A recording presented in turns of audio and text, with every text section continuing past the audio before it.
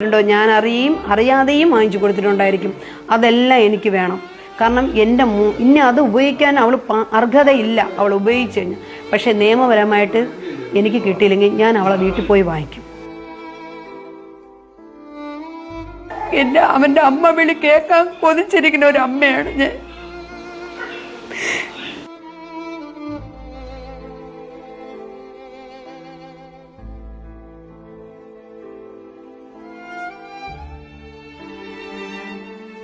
ഈ രണ്ട് അലമാരി നിറച്ചിരിപ്പുണ്ട്, തുറന്ന് വേണമെങ്കിൽ നിങ്ങൾ ഷൂട്ട് ചെയ്തോ. ആ മാനസിക അസ്വസ്ഥയുള്ളവനാണ് ഈ കളിക്കുന്നത്, അല്ലെങ്കിൽ കഞ്ചാവ് വലിക്കുന്നവനാണ് ഈ കളിക്കുന്നത്, അല്ലെങ്കിൽ മയക്കുമരുന്ന് കഴിക്കുന്നവനാണ് ഈ കളിക്കുന്നത്.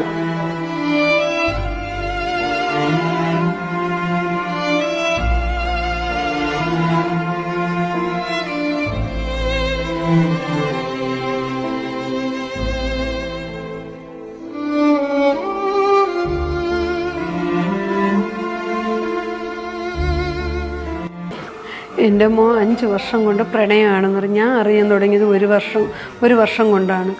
പിന്നെ എൻ്റെ മോന് അവളെ ഭയങ്കര ഇഷ്ടമായിരുന്നു. കാരണം അവൾ ആദ്യമായിട്ട് അവൾക്കൊരു അവളും ഒരു മുട്ടായി അവന് വാങ്ങിച്ചു കൊടുത്തു. അതിൻ്റെ കവറ്, അവളെ ബസ്സിന് പോകാൻ വേണ്ടി ടിക്കറ്റ് എടുത്തു കൊടുത്തത്, അതെല്ലാം അതുപോലെ അവൾ സൂക്ഷിക്കുകയായിരുന്നു. അവൻ സൂക്ഷിച്ചു വെച്ചിട്ടുണ്ട്, ഇപ്പോഴും സൂക്ഷിച്ചു വെച്ചിട്ടുണ്ട്. പിന്നെ എന്തോന്ന് പറയാ, പിന്നെ SLCക്ക് ജയിച്ച ആ ഒരു ഫോട്ടോ മാർക്ക് കിട്ടിയപ്പം അവൾ നല്ല പഠിക്കുന്ന കുട്ടിയാണ്. അതാണ് എന്നോട് ആദ്യം പറഞ്ഞത്, അമ്മ നല്ല പഠിക്കുന്ന കുട്ടിയാണ് കണ്ടമ്മ എന്നും പറഞ്ഞ് എൻ്റെ ഒരു ഫോട്ടോയൊക്കെ കൊണ്ട് കാണിച്ചിട്ടുണ്ട്. അതുവരെ അവൾ സൂക്ഷിച്ച് വെക്കുകയായിരുന്നു. അത്രയ്ക്ക് അവന് ഭയങ്കര ഇഷ്ടമായിരുന്നു അവളെ. ഇപ്പോഴെന്തെങ്കിലും പറയുമ്പം ഇത് 1 വർഷം കൊണ്ട് പറയണതാണ്, ഇങ്ങനെ എനിക്ക് മറക്കാൻ പറ്റുന്നില്ല അമ്മ എന്ന്. ഇങ്ങനെ പിന്നെ ഇടയ്ക്കൊക്കെ അവർ ചെറിയ പിണക്കങ്ങളൊക്കെ ഉണ്ടാവും, പിന്നെ വലിയ കാര്യമാവും ഒക്കെ. എൻ്റെ കൂടി ഇങ്ങനെ ഇടയ്ക്കിടയ്ക്ക് പറയും നല്ല സ്നേഹമുള്ള അമ്മ, നല്ല പാവമാണ് അമ്മ എന്നാണ് എന്നോട് പറഞ്ഞിട്ടുള്ളത്. പക്ഷേ അവൻ ഇതിനെപ്പറ്റി, എവളെ സ്വഭാവത്തെ പറ്റിയോ എവളെ ഫാമിലിയെ പറ്റിയോ എൻ്റെ മോന് ഒരു വക അറിഞ്ഞുകൂടായിരുന്നു. ഇപ്പോഴാണ് നമുക്ക് ഇവിടെ നമ്മൾ അന്വേഷിച്ച് വന്ന ആൾക്കാരൊക്കെയാണ് പറയുക, അയ്യോ ഇങ്ങനത്തെ ഒരു കുട്ടിയാണോ നിങ്ങൾ, ഇങ്ങനത്തെ ക്യാരക്ടർ ആണ് എന്നൊക്കെ പറയണത്. ഇവള് മഹാരാഷ്ട്രയിൽ കളിക്കാൻ പോയപ്പോഴാണ് ഇതെല്ലാം പ്രശ്നങ്ങൾ തുടങ്ങിയത്. മഹാരാഷ്ട്രയിൽ കളിക്കാൻ പോയപ്പം ഇവനാണ് കൊണ്ടുവിട്ടത് വരെ. റെയിൽവേ സ്റ്റേഷനിൽ കൊണ്ടാക്കിയതൊക്കെ ഇവനാണ്. കൊണ്ടാക്കി അവിടെ പോയതിന് ശേഷം ഇവള് ഫോണിനെ ബ്ലോക്ക് ചെയ്ത് വെച്ചായിരുന്നു. അപ്പോൾ ഇവളെ വിളിക്കാൻ പറ്റണില്ല. അങ്ങനെ വിളിക്കാൻ പറ്റാതിരുന്നപ്പോൾ അടുത്തുള്ള ഇവളെ കൂട്ടുകാരികളെ നമ്പർ അവൻ്റെ ഉണ്ടായിരുന്നു. അങ്ങനെ ആ നമ്പറിൽ ഇവൾ വിളിക്കുമായിരുന്നു, മോൻ വിളിക്കുമായിരുന്നു. വിളിച്ചപ്പം അവരുടെ എടുക്കല്ലേ എന്നും പറഞ്ഞിട്ട് ആ ഫോണിൽ എടുക്കാനോ ചെയ്യില്ല. അപ്പം പിറ്റേ ദിവസം അമ്മ എനിക്ക് അവളില്ലാതെ ജീവിക്കാൻ പറ്റൂല, എനിക്ക് ഭയങ്കര വിഷമമാണ് എന്ന് എനിക്ക് അവൾ സംസാരിച്ച എൻ്റെ ഡിപ്രഷൻ മാറി കിട്ടുമെന്ന് പറഞ്ഞു. അന്ന് വൈകുന്നേരം ഞാൻ പോകുന്നു അവളെ വീട്ടിൽ സംസാരിക്കാൻ വേണ്ടി പോകണം. അപ്പം ഞാൻ പറഞ്ഞു, എൻ്റെ പിള്ള എത്രയോ നല്ല കാര്യങ്ങൾ ചെയ്തിട്ടുണ്ട് നിനക്ക്, അതിലൊരു കാര്യമെങ്കിലും നീ നല്ല കാര്യം വിചാരിച്ചിട്ട് എൻ്റെ മോനെ ഒരു 5 മിനിറ്റ് നീ സംസാരിക്കുക എന്ന് പറഞ്ഞു. അവൻ പറഞ്ഞു, അപ്പോൾ കൂളായിട്ട് പോകുന്നതാണ് അവളെ എന്നോട് പറഞ്ഞതെന്ന് വെച്ചാൽ അവൾക്ക് ഭയങ്കര ധിക്കാരമായിട്ടുള്ള ഒരു രീതിയിലാണ്. വിളിച്ചില്ല, വേറെ ബന്ധവുമില്ല. പിന്നെ എനിക്ക് അവരെ ഞാൻ എന്ന് വെച്ച് കഴിഞ്ഞാൽ എൻ്റെ മോനെ എന്തൊക്കെ കൊടുത്തിട്ടുണ്ടോ അതെല്ലാം, എൻ്റെ മോൻ എന്തൊക്കെ അവൾക്ക് വാങ്ങിക്കൊടുത്തിട്ടുണ്ടോ ഞാൻ അറിയാതെയും വാങ്ങിച്ചു കൊടുത്തിട്ടുണ്ടായിരിക്കും. അതെല്ലാം എനിക്ക് വേണം. കാരണം എൻ്റെ ഇനി അത് ഉപയോഗിക്കാൻ അവൾ അർഹതയില്ല, അവൾ ഉപയോഗിച്ചു കഴിഞ്ഞാൽ. പക്ഷേ നിയമപരമായിട്ട് എനിക്ക് കിട്ടിയില്ലെങ്കിൽ ഞാൻ അവളെ വീട്ടിൽ പോയി വാങ്ങിക്കും. അതിലൊരു മാറ്റമില്ല. കാരണം എൻ്റെ മോൻ എനിക്ക് നഷ്ടപ്പെട്ടു. എനിക്ക് നഷ്ടപ്പെടാൻ എനിക്കൊന്നുമില്ല. ഞാൻ അവനൊക്കെ വേണ്ടിയാണ് ഞാൻ ജീവിച്ചത്.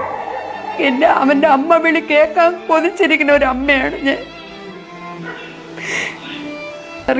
ആമ്പിള്ളേർക്കും ഒരേ സ്ഥാനം, ആമ്പിള്ളേർ മരിച്ചാലും പെമ്പിള്ളേർ മരിച്ചാലും ഒരേ സ്ഥാനം, രണ്ടുപേർക്കും ഒരേ ഇതാണ്. കാരണം പെമ്പിള്ളേരിങ്ങനെ ചതി ചെയ്തിട്ട് മരിക്കുന്നത്, ആമ്പിള്ളേർ ചതി. എന്തിനാണ് ഇങ്ങനെ രണ്ടായിട്ട് മക്കളെ വളർത്തുന്നത്? അമ്മയും അച്ഛനും ഒരേ രീതിയിലാണ് വളർത്തുന്നത്, ഒരേ സ്ഥാനം കൊടുത്തല്ലേ അമ്മയും അച്ഛനും വളർത്തുന്നത്. പിന്നെ എന്തിനാണ് ഇങ്ങനെ ഒരു നിയമം കൊണ്ടുവന്നത്? അതിൻ്റെ ഒരു ആവശ്യമില്ല. അപ്പോഴൊക്കെ എൻ്റെ മോനോട് ഇവളെ എപ്പോഴും കേൾക്കുന്ന ഒരു ഡയലോഗാണ്, ചത്തൂടെ, നീ ചത്താലും എൻ്റെ കൂടെ ഞാൻ വരില്ല, നീ ചാവ് എന്നൊക്കെ പറയും.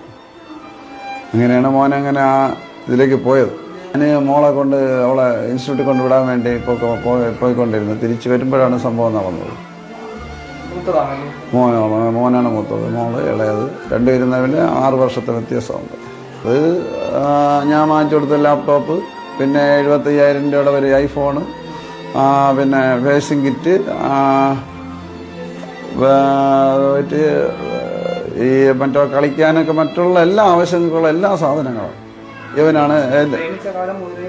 ഈ പെൺകുട്ടി എന്ത് ആവശ്യപ്പെട്ടാലും ഒന്ന് നേടിക്കൊടുക്കും. അവൾ കാര്യവട്ടത്താണ് രണ്ടാമത് PGക്ക് പോയത്. PGക്ക് പോയിട്ട് അവിടെ നിന്നുകൊണ്ട് എനിക്ക് വണ്ടി കിട്ടിയില്ല, വരാൻ പറ്റില്ല എന്ന് പറയുമ്പോൾ ഇവിടുന്ന് കാർ എടുത്തുകൊണ്ട് പോയി കൂട്ടിക്കൊണ്ടുവരും. ഏകദേശം 10-40 കിലോമീറ്റർ ഡിഫറൻസ് ഉള്ളിടത്ത് അവിടെ പോയി കൂട്ടിക്കൊണ്ടുവരും. അങ്ങനെ അവന് ഭയങ്കര ഇഷ്ടമായിരുന്നു. പക്ഷെ അവള് ഇവനിൽ നിന്ന് ചൂഷണം ചെയ്യുക എന്നുള്ള ഇതായിരുന്നു. അത്രയൊക്കെ ഉണ്ടായിരുന്നുള്ളൂ. അപ്പോൾ തന്നെ നമ്മളെ തീരുമാനം. ഇപ്പോൾ അതിൻ്റെ എല്ലാം അതിൻ്റെ ശരിക്കുള്ള രേഖകളൊക്കെ എടുത്തുകൊണ്ടിരിക്കുകയാണ്. 2 പേരെ ഫോണും പരിശോധിക്കുന്നുണ്ട്. പിന്നെ അവൻ എഴുതി വെച്ച ലെറ്ററിൻ്റെ കൈപ്പേട് അറിയാൻ വേണ്ടിയിട്ട് ഇവിടുന്ന് മലയാളം എഴുതിയ ബുക്കൊക്കെ എടുത്തുകൊണ്ട് പോയിട്ടുണ്ട്. അതെല്ലാം വരുമ്പോൾ അറിയാം. ലെറ്റർ 3 പേജുള്ള ലെറ്റർ ഉണ്ടായിരുന്നു.